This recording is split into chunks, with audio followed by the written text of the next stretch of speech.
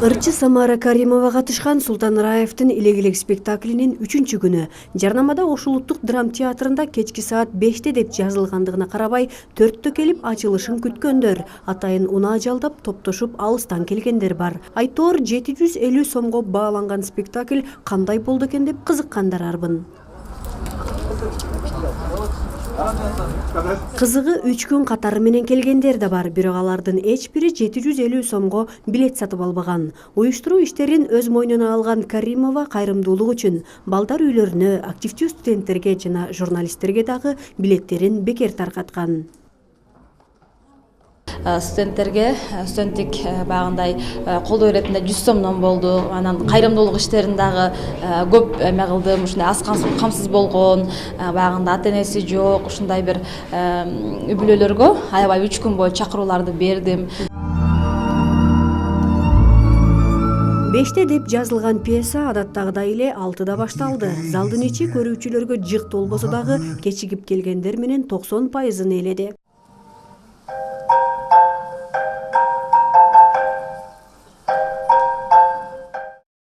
Каарлык жана жалындаган жаштык, милдет менен сүйүүнүн ортосундагы карама-каршылык Илегилек спектаклинин мазмунун түзөт. Анда болгону 2 каарман бар: коляскадагы чоң атасы жана анын эрке небереси.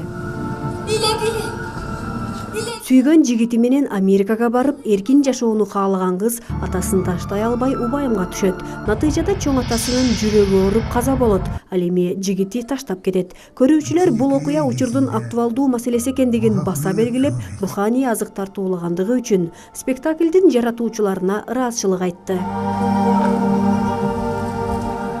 Күндүр бирөөгө 750 сом чоң акча, конечно, бирок татыктууда бир нерсени көрүш үчүн, түшүнүш үчүн келиш керек, көрүш керек. Ар нерсени баалай билиш керек да. Бир жол эмес, 3 жолда келип атабыз. Себеби бул пьесадагы көтөрүлгөн проблема бул аябай бизге керектүү нерседе, философиялык ой жактан, тарбия жагынан десек да жаңылышпайбыз.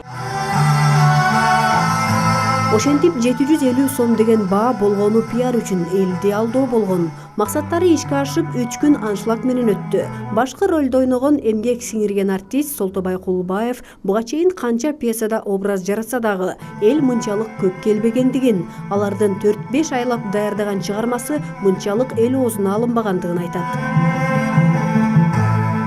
Биздин администрация ушул эми продюсерлер уюштурганда көпчүлүк эле студенттерге барып эле уюштуруп эле студенттер менен зал толтуруп көрчү элек да. Эми азыр жөнөкөй элдер дагы кабыл алып келе баштады. Бир жагынан биз ушул кечиндеси койгон жагынан да утуп атабыз. Себеби баардыгы жумуштан келип, анан эс алып кетейин деп театрга келип, ушул саат 5-6-ларда келсе, зал толуу болот экен. Театрда буга чейин көптөгөн спектакльдер коюлат. 100 сомдон, 50 сомдон бекер десең деле эч ким келбейт.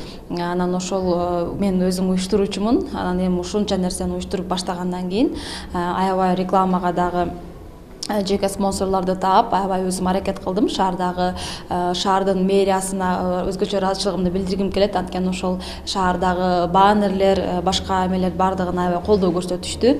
Илип жардам берди. Буга чейин бир да спектакль өзүңүз билесиз, мынчалык реклама болгон эмес.